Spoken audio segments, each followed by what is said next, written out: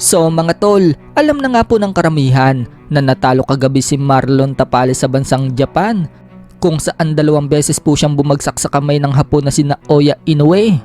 Una nga pong bumagsak si Tapales sa round 4 at pangalawa sa round 10. Hindi na nga po nakabangon si Tapales mga tol sa bilang ng referee. Pero kahit na natalo si Tapales, marami po ang bumilib sa tapang niya. Pinakita po kasi ng Pinoy ang pagiging warrior nito. Hindi natakot kay Inoue, bagkus binigyan niya na magandang laban ang Hapon. May mga suntok kasing solid na pumapasok si Tapales kay Inoue, katulad ng mga right hook, right uppercut at left straight. Subalit talagang mas malakas itong si Inoue kaysa kay Tapales at hindi kinaya ang bigat ng suntok ng Hapon. Banat nga po ng tagapagsalita ng member ng MP Promotion na si Silver Boys TV, natalo man daw si Tapales, secure naman daw ang financially nito sa ikatlo at ika-4 na generation ng lahi nito. So ibig sabihin lang yan mga tol, limpak na salapi ang napanalunan ni Tapales sa laban na yan. Mas maganda din daw ang pinakita ni Tapales na labang kaysa kay Fulton, na umabot lang daw kay Inoue ng 8 rounds at laban ni Donari kay Inoue na umabot lang ng 2 rounds. Bukod dyan, birada nga din po ni SB. Hindi daw natin maikukumpara ang laban ni Tapales kay Casimero dahil tune up fight lang umano ang laban ni Casimero sa isang boxer na retirado na, nabugbog pa daw siya. Pangmamaliit pa ni SB mga tol kay Casimero. Kung si Inoue daw ang makakalaban ni Casimero, baka 3rd rounds lang, tulog na daw si Casimero. Wala daw kasing hangin at round 1 pa lang, hingal na daw itong si Casimero. Pero kung yun daw ay mangyayari pa ang laban, mukhang hindi na daw mangyayari ang laban ni Casimero versus Inoue dahil galing na din daw sa bibig ni Mr. Honda at Inoue na wala na daw silang pagkaka-interes pa na labanan pa siya. Maging ang promoter din daw ni Casimero, nagsalita na din daw na hindi na daw talaga matutuloy ang laban nila ni Inoue. Sa kabilang banda naman mga tol, dahil maraming nga po naghihintay sa reaksyon ni General Casimero sa laban ni Inoue versus Tapales, nagsalita na nga po si Casimero. Bago nga po ang laban, inaasahan ng karamihan na manonood ng live sa online si Casimero, pero hindi pala nanood si Casimero. Undercard nga lang po ang napanood niya at hindi na nahintay ang laban ni Inoue versus Tapales. Banat ni Casimero mga tol, hindi na daw siya manonood ng laban dahil may pupuntahan pa daw siya at nawala na din daw siya ng gana na panoorin pa dahil tune up fight lang daw kay Inoue itong si Tapales at wala daw kwentang laban.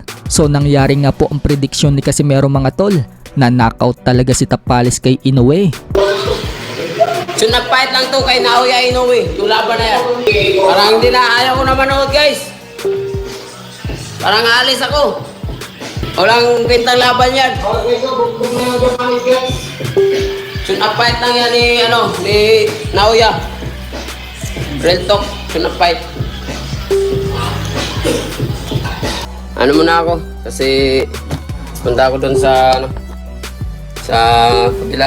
kabilang bahay. Alam niyo naman, yung laban na yan, madali lang yan. Pagkatapos ng laban, hinamon agad ni Casimero si Inoue. Banat nga po ni Casimero sa post niya sa kanyang social media account, pagkatapos mo itumba si Nery next year, tayo na. Alam ko at alam ng lahat, ako lang ang makakatalo sa iyo. So alam naman po ng karamihan mga tol na si Luis Nery ang susunod na makakalaban ni Inoue. Kaya bumanat si Casimero na sila daw ang maglalaban ni Inoue pagkatapos iligpit ni Inoue si Luis Nery. Samantala sa post-fight press conference, ito nga po yung sinabi ni Tapales kung bakit siya natalo kay Inoue. Talagang tumama yung suntok ni Naoya Inoue. Sa tingin ko wala namang diferensya, pero sa akin lang ay yung speed lang talaga niya. Hindi ko masabayan. Tsaka hindi ko makuha yung timing dahil sa speed niya. ここから始めさせていただきたいと思います。 So tatanungin ka muna, Maron. まずは試合が今終わってリングを離れて少し時間が経ちましたけれども、改めて今の気持ちから教えてください。 Katatapos ng laban, pero medyo ilang minutes na pagkatapos ng laban. So, ano naman pakiramdam mo ngayon pag pinalikan mo yung laban kanina? Gamitin mo yung microphone. Sige. Papasalamat ako sa Panginoon na tapos na yung laban. Tsaka hindi man ako pinalad, pero ginawa ko po ang lahat sa laban. So kanina nilaban mo si Mr. Naoya Inoue. So, ano naman impression mo sa kanya? Of course, magaling si Naoya Inoue. Tsaka mabilis.